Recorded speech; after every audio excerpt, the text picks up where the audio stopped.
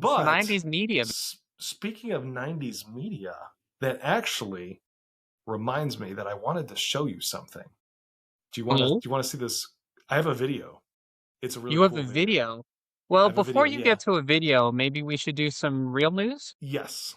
Let's do that. Okay.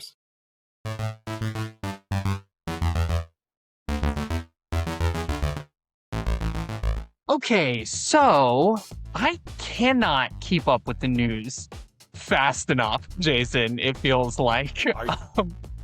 Are you gonna say what I think you're gonna say?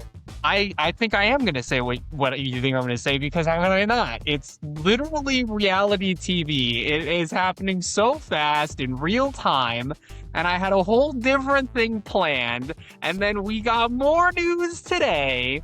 So for all of our viewers, holy crap, so much has happened in like the last 72 hours with the Warner Brothers Discovery deal. So in our last episode, we talked about how Paramount might steal the deal from Netflix, and it turns out they have officially stolen the deal, and Netflix has bowed out. Now, one might see this, look at it, and say, that's it. It's game over. Paramount has WBD under its banner now. But I will remind you that this all started with Netflix proposing a deal and Paramount continuing to try to steal the deal. And I have to believe, because this is my reality TV, so I have to believe that something is going to happen in the future that shakes the whole deal to its core. You know, what's funny is, originally, neither Netflix nor Paramount were my prime example. What's funny is, originally I was like, I would rather Paramount have it than Netflix. And then Netflix got it. You did. And I was all torn up about it. And then I thought about it and I was like, you know what? It's not great. I'd rather Warner Brothers be its own thing, or Comcast get it. But at least it's not Paramount, because a lot of things had changed for me at that point. And I was like, you know what? I guess I'm glad that Paramount doesn't have it. And then it happened. So basically the moral of the story is, if there's a worse scenario for me, that's the only option that can take place from here. So I guess AI, I mean, if I go, at least AI hasn't become sentient and purchased WB, that's going to happen in about, I don't know, 35 minutes, because that's how quickly the news cycle goes on this story. Dude, so it's so fast. Let's do a real news segment at the end of the show as well, when AI has just taken over and Skynet becomes self-aware. It's great. Do you remember way back when we first talked about this, when the whole thing was unfolding in like November or December of last year? I had said that there was a secret fourth option. Do you remember what that secret fourth option was? Was it Apple? No, that was your secret option. I said that the whole thing was like not a gag, but that it was a ploy by WBD to increase their stock price, and then we're just going to ultimately not sell. That was like my secret fourth, like, maybe this will happen, guys. That's not going to happen. But I was doing some reading before the episode, and do you know whose stock price has gone through the roof, apparently, while this whole thing has been unfolding? Well, Netflix? I don't know. Netflix's stock has apparently gone up by like $10 a share. They just got like $2 billion. I mean, they're going to get a ton of money because this thing is falling through. Now, that's part of the whole bit. Paramount's got to pay them money just for saying, sorry, thanks for playing. Yeah, but the deal's not closed yet. They still walk away in a better spot.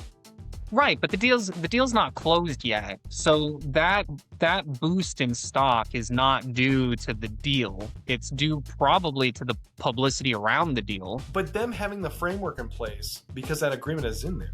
So it doesn't matter. They had the handshake agreement. Now, if they don't take the Netflix deal, which they're not now, Netflix is going to get that money from someone. So even if the Paramount deal falls through because they stopped Netflix from getting it. They got to pay Netflix that money. And if for some reason somebody else swooped in and sniped it out of Paramount's hands, they would owe Netflix that money instead. So they're still getting a couple billion, which, you know, is not a huge amount for a company their size, but still, that's a lot of money. Right, and that will result, I think, in the stock price going up even more later on down the road. I don't think that accounts for the stock going up at this present moment. But that aside, I just think that that's a funny coincidence that happened. But on the topic of the deal not being closed yet, it's totally possible that the deal still gets stopped by legislation, because only the Netflix deal was being evaluated on antitrust grounds. The Paramount deal, which has only recently reached a handshake agreement, still has to go through the DOJ and, I assume, some sort of congressional or Senate hearing.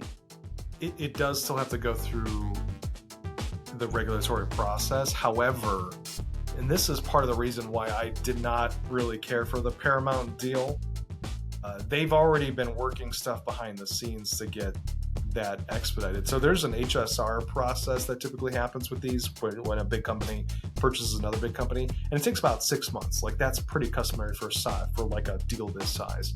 Well, Paramount, somehow before they even had an agreement in place, started and has concluded that process behind the scenes, where they did it in like 2 months' time.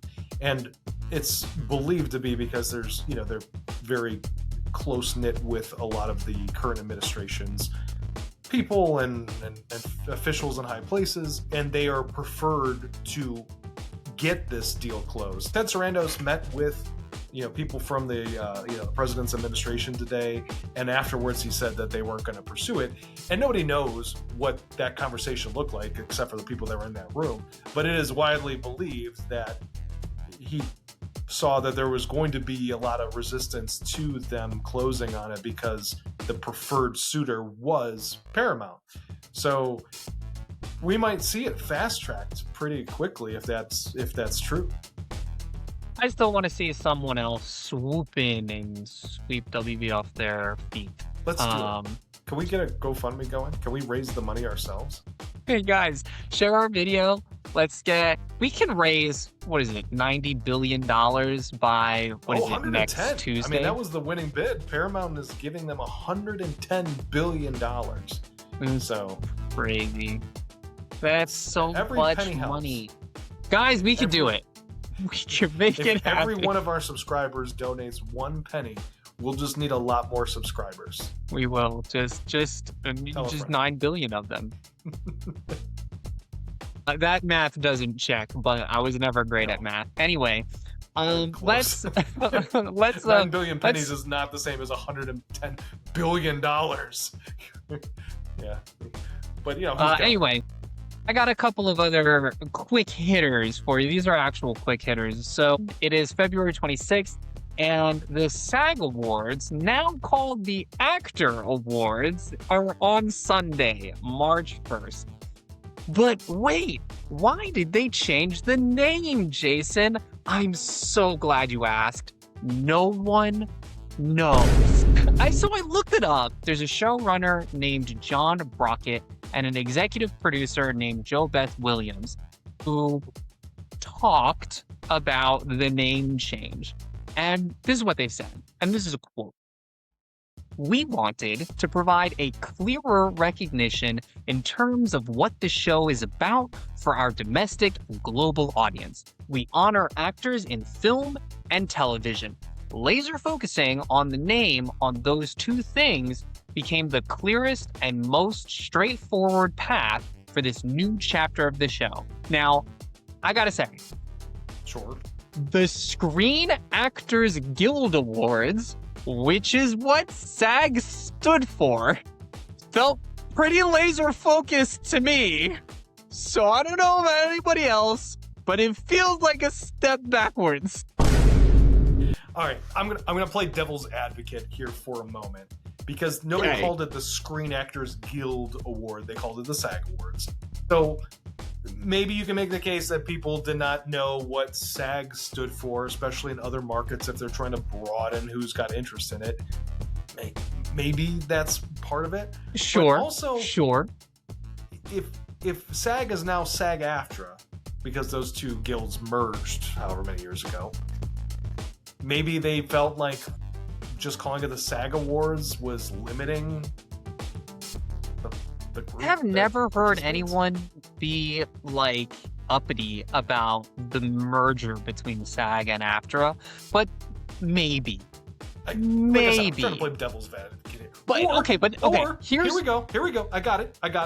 Okay. Sometimes you just gotta make news to get in the news. So maybe they were like, hey, nobody watches our show. Let's change the name and make everybody go, why do they do this? And maybe they'll tune in. Maybe next year we'll see a different one. Maybe they'll go back to SAG Awards. Who knows? Maybe. But that brings me to my burning question that needs to be answered.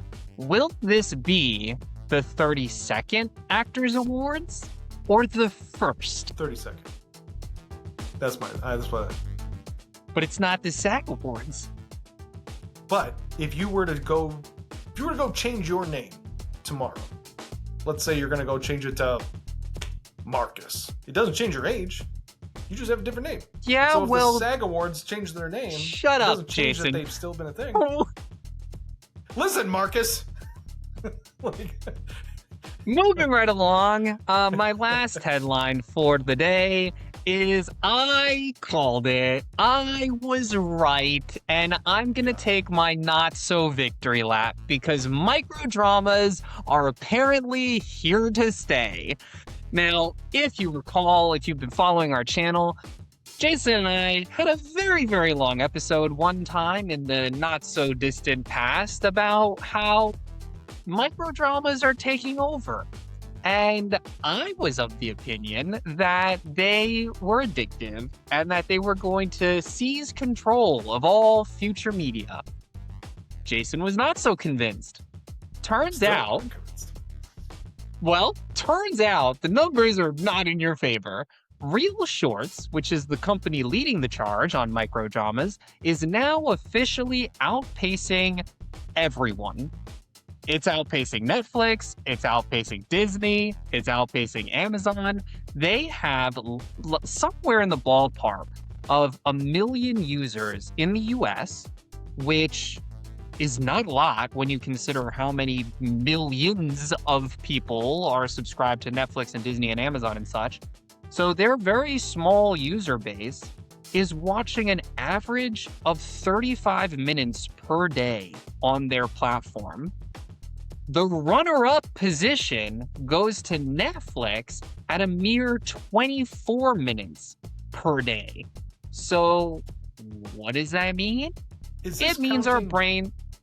Is this counting YouTube? Oh, I don't actually know. Because I remember when we did this episode before, which I think what do we call that episode? That's why we call it Crispy Trivia. It's because of this episode, because it was the Bringing it's Crispy true, yes.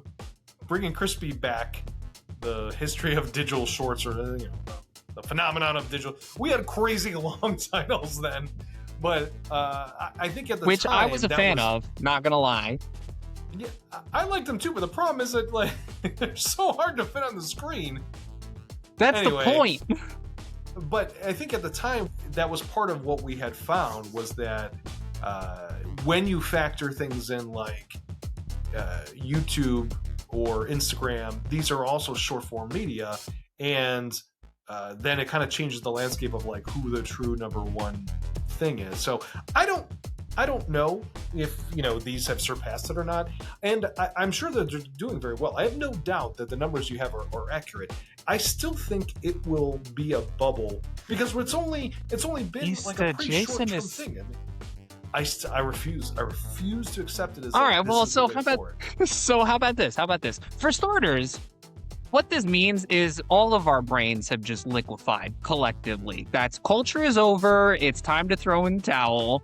But to pile on, every major media company has officially announced, or every major media company I can think of has officially announced that they are introducing TikTok-style vertical feeds onto their platforms. I'm sure they are. But look, I was around during the .com bubble when everybody was, just freaking out over every online startup, and it was like, this is the future. All these online, and don't get me wrong, online things are still big and they are the future, but not like the .com bubble was, when everything was like, just do make anything, its own website, whatever. Most of those companies failed and they plummeted. Even AI now, like AI is the thing that we are constantly on our high horses about how it's terrible. But these things are also like, everybody is trying to move towards an AI model. But when you look at the numbers, like all of these AI companies are hemorrhaging money. The only way that they're staying afloat is because big businesses keep funding them because they believe it's the future, but nobody's proved that yet. So until we've seen this be a thing for 15 years, 20 years, I mean, we know it's going to stand the test of time. I don't know that I'm convinced. Maybe it doesn't even think 10 years. Let's go 10 years and see if it's That's wild. A common thing. This is my litmus test. If I can ask my parents, who have no idea what's going on in pop culture usually, if they know what's going on, then I know something is big. If I was like, Mom, Dad, do you know what vertical shorts are? They'd be like, test. Oh. I definitely disagree that is any form of a reliable litmus test. But what I find so funny about this, I don't know if this ever came up in one of our episodes, but Jason is vocally an early adopter of technology. We've talked about it personally. I don't know if it's come up in one of our episodes, but Jason's an early adopter. And I am not. I would be what you call a normie. I wait until there is a proven track record before I jump on board on something. I don't wait until like the tail end. I'm not a late adopter, but I'm clustered in the middle with all the other average Joes. So I think it's so funny that your stance right now is I'm going to wait until there's a proven track record that AI and ReelShorts are here to stay. And I find myself very much in the camp of ReelShorts are not only here to stay, but they will be dominating the market in like 5 years. Just, I don't know. I don't know that that's true. I think that they're hot right now, but I think something else will. I mean, you have specifically told me multiple times that the future is more raw, authentic stuff, and things are going to be like, the big thing is how social media is going to promote people that don't have high budgets and all that. Wait. I feel like I need to clarify in this particular moment, because I don't see that as the direction we're headed in terms of the future. That's what I want to happen.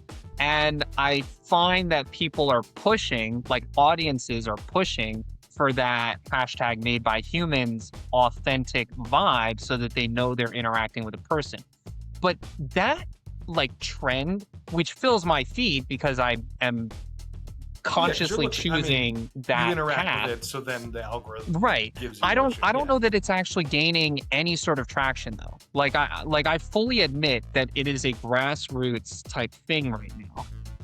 But whether it is or isn't, I don't know either. But what I'm saying is, like, it depends on who you ask, because if you ask some people, they're like, shorts, the shorts are the future. And then you ask somebody else, it's like grounded, unpolished stuff, natural things, that's the future. And those things compete with each other, at least right now, unless the future is unpolished, organic shorts, which then we just go back in time to when YouTube started, because that's kind of what YouTube did originally. It's people just making stupid. I mean, there's an videos. Argument that that's what's happening though. Like there's an argument for that. Which it might be. And like, I don't know. Like, look, I only say this because I tried because to your point, I'm an early adopter. I tried to get on board with stuff, mostly because I don't want to be the old person that doesn't know what's going on. So like, you know, when I will be that old person. I will fill the role. Dude, if I have ever met a person that was born an old person, it is you. Like, you're just Benjamin Buttoning your way through life. But I tried the shorts thing because it was like, hey, why not? Like, I don't care where the medium is coming from. If it's a good story, it's a good story. And I tried it, and you do a few of them, and it's not for me, and I get that. But I also think that there is a point in which these will just start not being as interesting. They won't be as compelling because they won't be new and fresh anymore. And after you recycle the same thing so many times, you're just going to get tired of like, all right, I get it. There's another dead ex-wife coming back from the grave. If you want to hear my thoughts on it, I go on and on at length, ad nauseum in our episode about this. But all I will say is I wish I could take my victory lap, but it just doesn't feel like a win. So I will do my obligatory plea to the audience and just ask for everyone to just demand the content that you deserve, because you deserve better content. Like, you deserve better, guys. You don't have to accept this just crap. Look, and honestly, there's so many I have not seen, and maybe some of them are great. And if they're great, that's fantastic. I think my bigger thing is I'm just so committed to the idea of film because it's just such a wonderful art form to me that I have a hard time feeling like the shorts will ever fill that void if it goes away. Get in the comments, guys. Vote Team Morgan or Team Jason. Where do you fall? Do you want better content or not better content? Shorter content. Or shorter content. But hey man, that is the real news. I'm Morgan. Now get out there and write about it.